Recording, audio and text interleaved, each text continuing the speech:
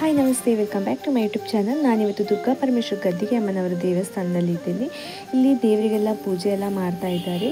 ಪೂಜೆ ಎಲ್ಲ ಆದ ನಂತರ ನಮಗೆ ಪ್ರಸಾದ ಎಲ್ಲ ವಿತರಿಸಿದ್ರು. ಅದಾದಮೇಲೆ ಇಲ್ಲಿ ಭೈರವಿ ಮಹಿಳಾ ಮಂಡಳಿಯವರ ಲೆಕ್ಕದಲ್ಲಿ ಆರ್ಟ್ ಇನ್ ಟೇಕ್ ದಿಸ್ ಅಂತ ಕಾರ್ಯಕ್ರಮ ನಡೀತಾ ಇದೆ. ಈ ಕಾರ್ಯಕ್ರಮಕ್ಕೆ ಮೊದಲಿಗೆ ಗೆಸ್ಟಿಗೆಲ್ಲ ವೇದಿಕೆಗೆ ಆಹ್ವಾನ ಮಾಡ್ತಾ ಇದ್ದಾರೆ. ವಿಶೇಷವಾಗಿ ಈ ಕಾರ್ಯಕ್ರಮದಲ್ಲಿ ಮಹಿಳೆಯರಿಗೆ ಮತ್ತು ಮಕ್ಕಳಿಗೆ ಆರೋಗ್ಯ ಮಾಹಿತಿ ಶಿಬಿರವನ್ನು ಕೂಡ ನೀಡುವವರಿದ್ದಾರೆ. ಡಾಕ್ಟರ್ ವಿಜಯ್ ಅವರು, ಸ್ತ್ರೀರೋಗ ತಜ್ಞರು. ಈ ವಿಡಿಯೋ ಕೊನೆ ತನಕ ನೋಡಿ. ಇಷ್ಟ ಪ್ಲೀಸ್ ಲೈಕ್ ಮಾಡಿ. ಹಾಗೆ ಯಾರೆಲ್ಲ ಚಾನಲ್ಗೆ ಸಬ್ಸ್ಕ್ರೈಬ್ ಆಗಲಿಲ್ಲ ಪ್ಲೀಸ್ ಸಬ್ಸ್ಕ್ರೈಬ್ ಆಗಿ.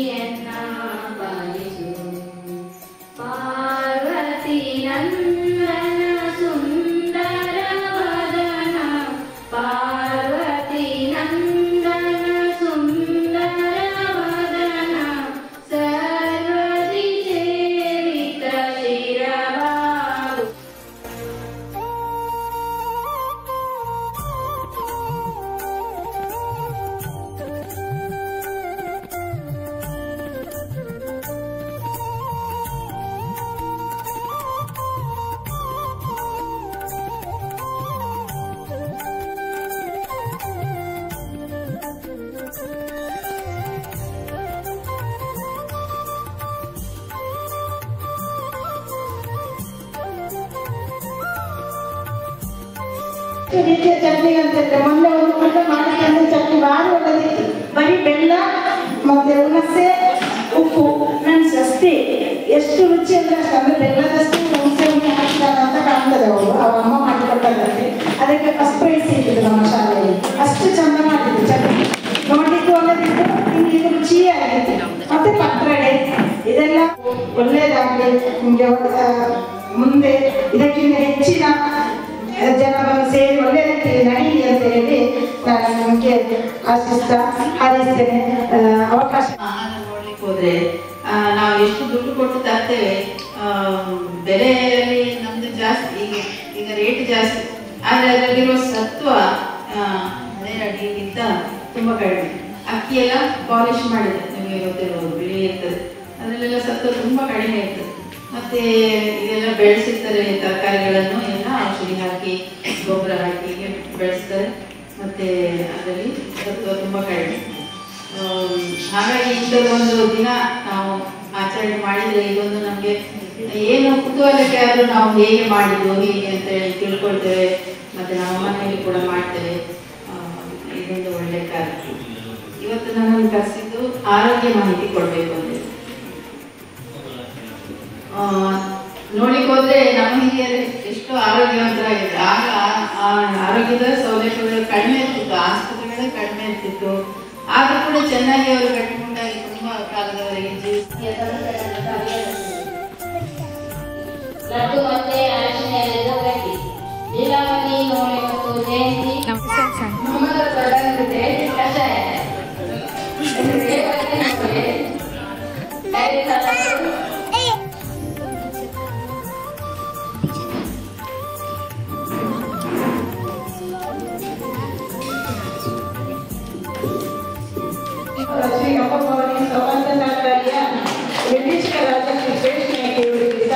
ಗೌರವ ಮಾಡಿಕೊಡ್ಬೇಕಾಗಿತ್ತು. ಹಾಗೆ ಅನೂರು ಶಾಲೆಯ ಮುಖ್ಯೋಪಾಧ್ಯಾಯರಿ ಶ್ರೀಮತಿ ಪುಷ್ಪಲತಾ ಇವರಿಗೂ ಗೌರವ ಮಾಡಿಕೆ ಕೊಡಬೇಕಾಗಿತ್ತು. ಧನ್ಯವಾದಗಳನ್ನು ಶ್ರೀಮತಿ. ಹೇಗುಂಟು ಕಷಾಯ?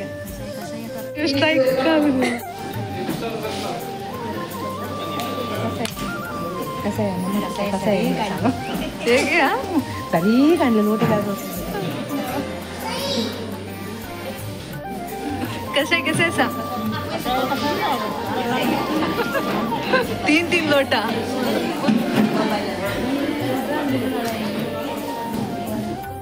ಇಲ್ಲಿ ಫಸ್ಟಿಗೆ ಬಂದವರಿಗೆಲ್ಲ ಕಾಳು ಮೆಣಸಿನ ಕಷಾಯ ಕೊಟ್ಟರು. ಕಷಾಯ ಅಂತೂ ಖಡಕ್ಕಾಗಿ ಸೂಪರ್ ಆಗಿತ್ತು.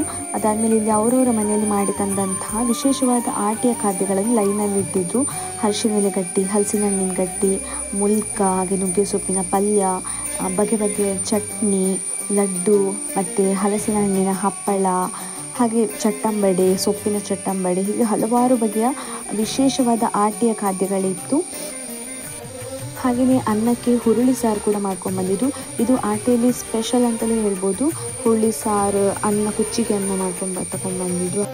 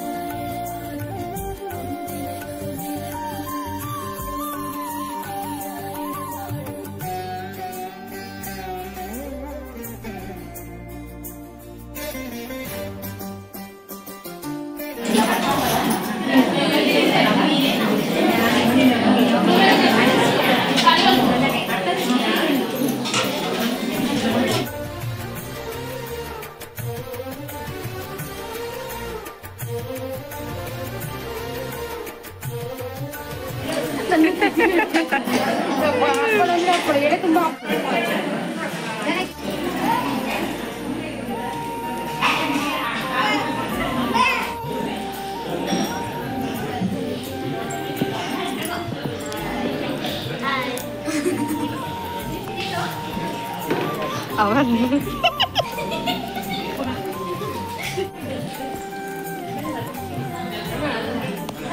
ಮುಖ ತೋರ್ಸ